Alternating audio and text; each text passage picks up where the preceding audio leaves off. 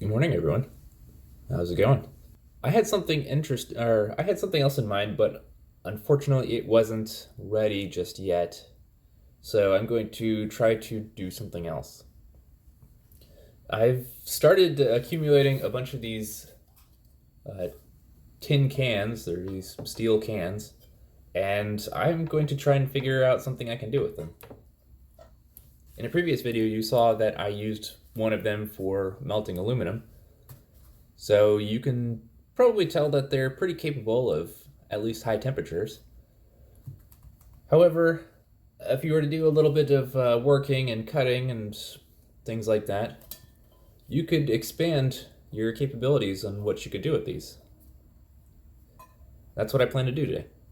If you're not already doing so, I would highly recommend introducing canned foods into your diet. Not only can these things store for a long time, but you can get them very cost effectively. In fact, the next time you're out at the grocery store, ask around to see where they keep their clearance stuff and, damaged merchandise and whatever. Because if you're okay with buying some ugly cans, you can get some stuff for really cheap. They're not always in bad shape either. They're just things that they want to get rid of. So that's an opportunity for you. For my first use, what I'm going to try doing is making something called a Hobo Stove. It's really just a can with a bunch of ventilation holes in it that you use to contain a fire. Now, yes, I realize I'm setting a fire inside. I could probably do this outside. However, I wanted to try to do this in some kind of concealed, covert fashion. Just in case the need arose. And also, it rained last night and it's cold outside. And I don't want to go out there. Now, in case you're already getting concerned about me setting a fire inside, I've already taken the precautions of filling up the bathtub to a depth of about, I don't know, maybe 3 or 4 inches.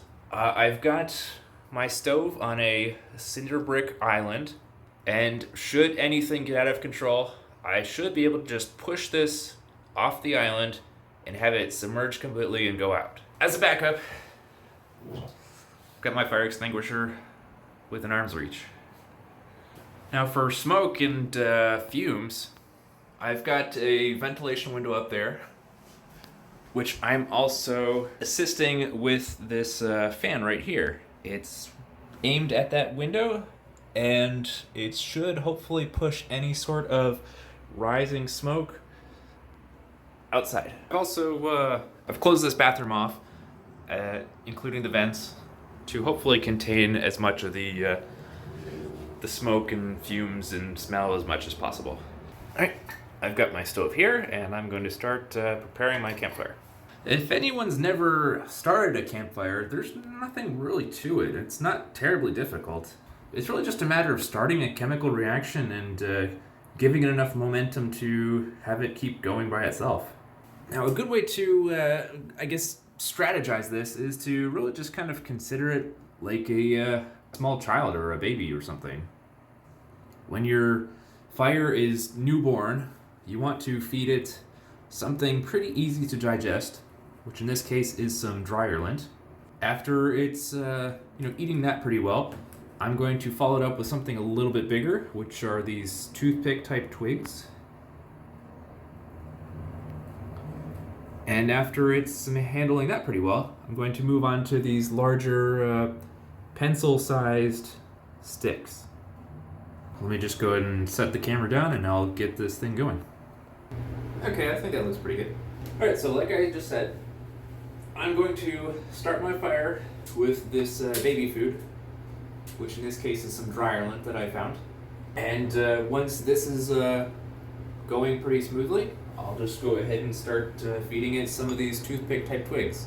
This should probably be satisfying it for a while, but after it's grown up a little bit, I'll start feeding it some of these larger sticks. At which point I can just kind of start gradually feeding these in, and that should keep it going for a while. I'm going to take out a pinch of this I'll have to do it up near the window. I found out last night that this stuff is quite dusty, and I don't really want this stuff floating around and getting everywhere. So I'll be right back. Okay, dryer lint has been added. Now I'm going to throw some twigs on it, and then I'll stir it up.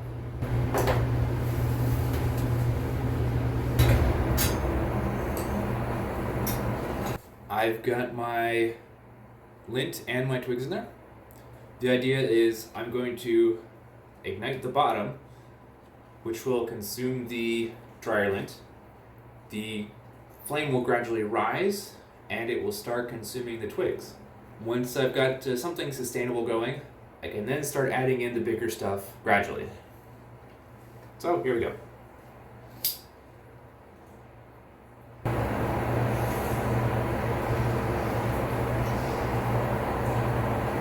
I'm not sure if I made these holes a little too small.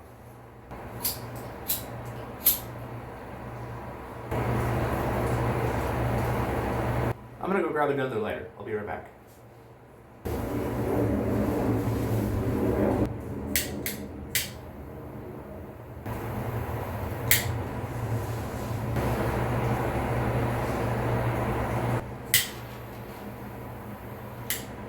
There we go.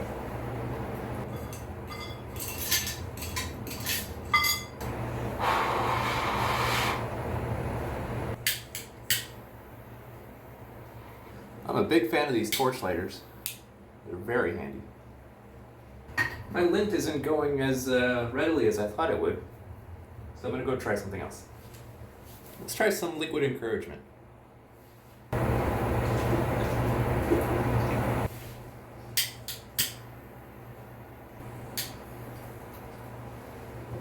I think that worked. It smells a lot better too. Maybe there's a lot of polyester in here. I didn't think of that. I just kind of assume this stuff burns.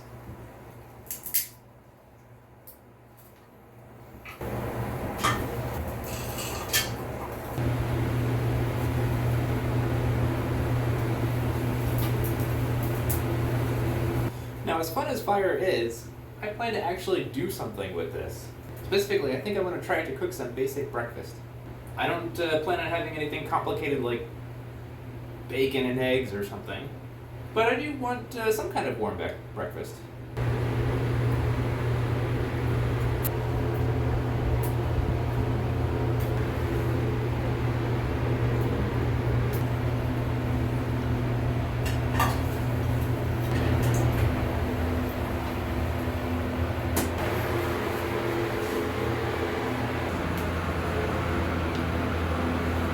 Okay, well that was kind of a fail.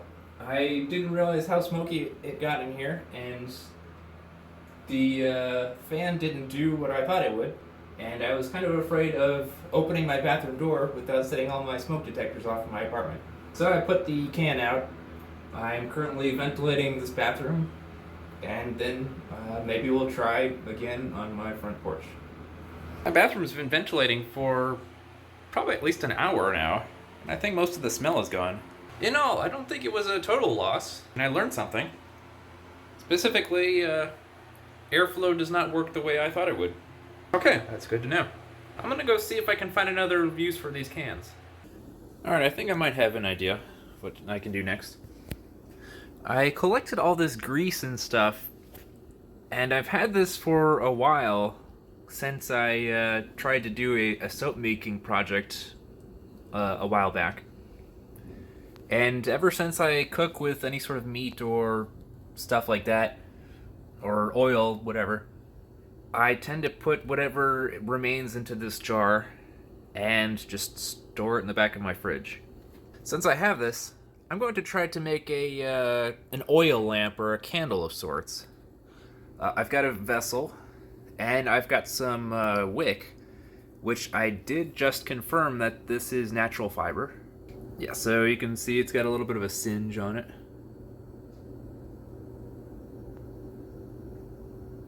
Anyway, now that I got these two things, I'm going to try to melt some of this down, get it all rendered and blended up, and then I'm going to pour it in here, add some wick, and hopefully I'll have a little decorative or emergency candle.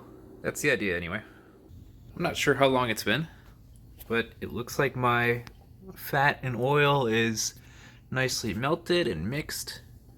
You can see all the impurities and stuff settle to the bottom. Looks like a nice even mixture. Over here I've got my candle mold and my wick ready. So I think I'm just going to go ahead and pour this in there and see what happens.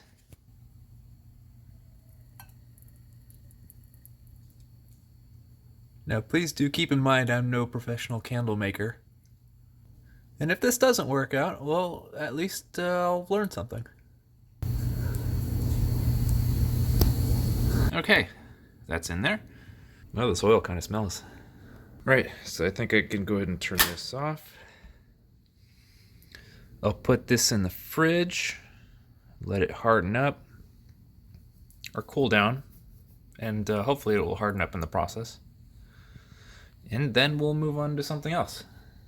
I got bored and I made myself a spoon. And typically you might want to bend that nail back, unless you like poking yourself in the face. In fact, there's all sorts of shapes you can bend these lids and stuff into. Well, not just the lids, but the actual metal itself from the walls of the can. I think I showed a few of these back in my aluminum melting video. You can see it's got a little bit of slag and stuff on it, and there's one of the molds that I have. Here's something I thought I'd mention while I had this out. You see the splitting in this stick? This happened while I was driving this nail, and this is exactly the reason why you want to try to drill pilot holes.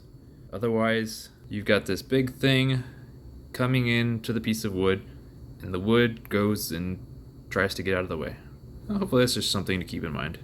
If you are working with these pieces of metal from these cans, please keep in mind that the metal might be sharp.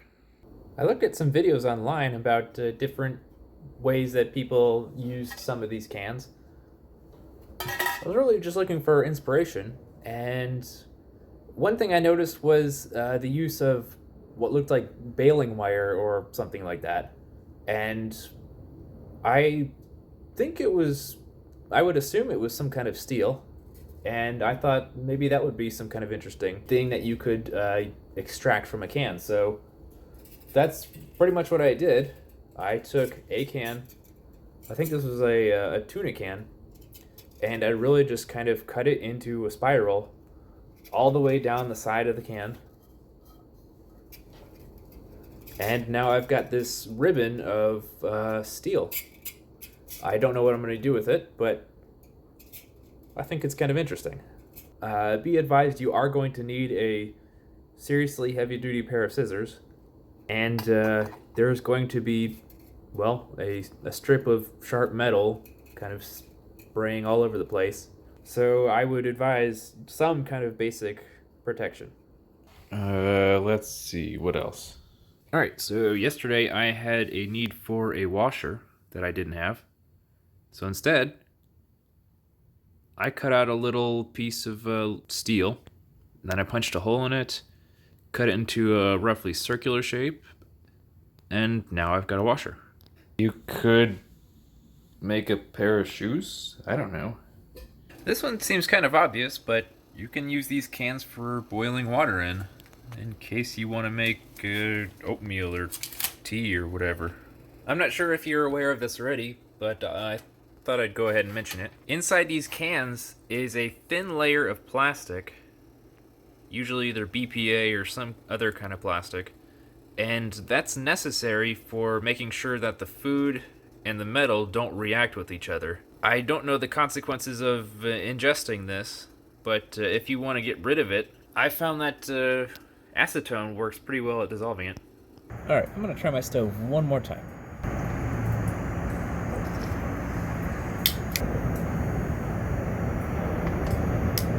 It stayed lit even in the wind.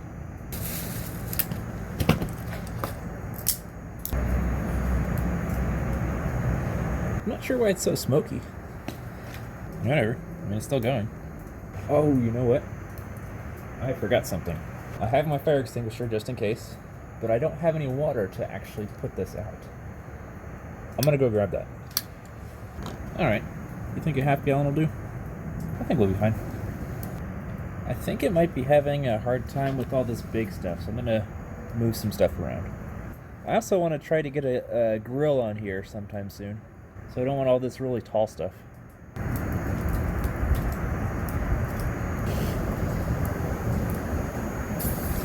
I see a lot of smoke and embers, but no actual flame. That and the wind is all over the place. It seems like the sticks are not readily falling in. You have to kind of push them. This probably wouldn't be an issue if I had a much larger can, like a coffee can, but this is the biggest I had at the moment. Well, I think I'd better make the most of the embers that I've got, so I'll go ahead and get my grill and then get my foodstuffs. I found this screen mesh type stuff when I was out walking, so I picked it up, I took it back to my apartment, cleaned it up, and now I'm just going to toss it on there. As for my food, I thought it was pretty suiting that I had some s'mores flavored Pop-Tarts generic knockoffs. I think I'll try heating one of these over an open flame, and I think it's going to work out pretty well. It's probably going to be super smoky, but oh well. It's all a learning experience. I'm just going to start out with one. Usually whenever I cook these in my toaster, I can start telling that they're done because they start sagging. And seeing as this grill has a little bit of a curve on it, I think that should help me decide what time to remove this.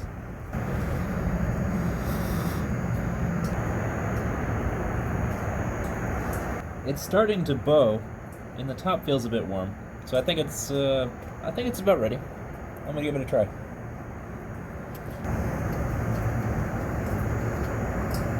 Oh yeah, it's definitely really soft. Oh, and it just broke in half. There's a close up.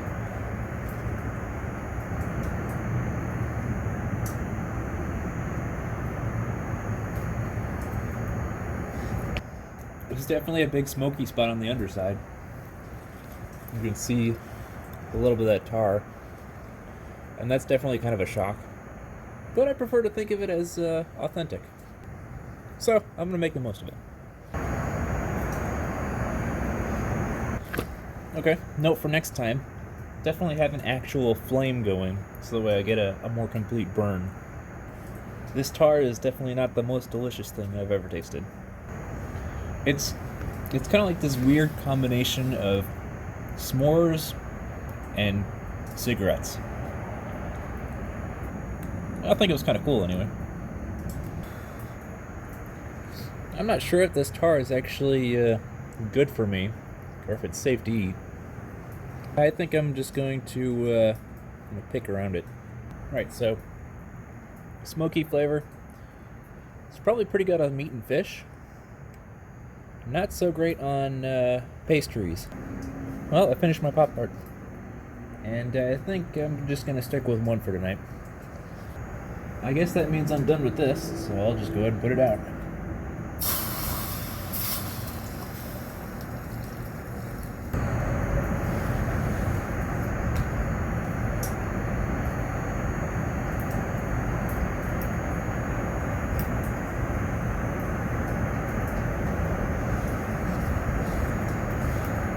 Well, hopefully I gave you some ideas on what to do with the things you've already got.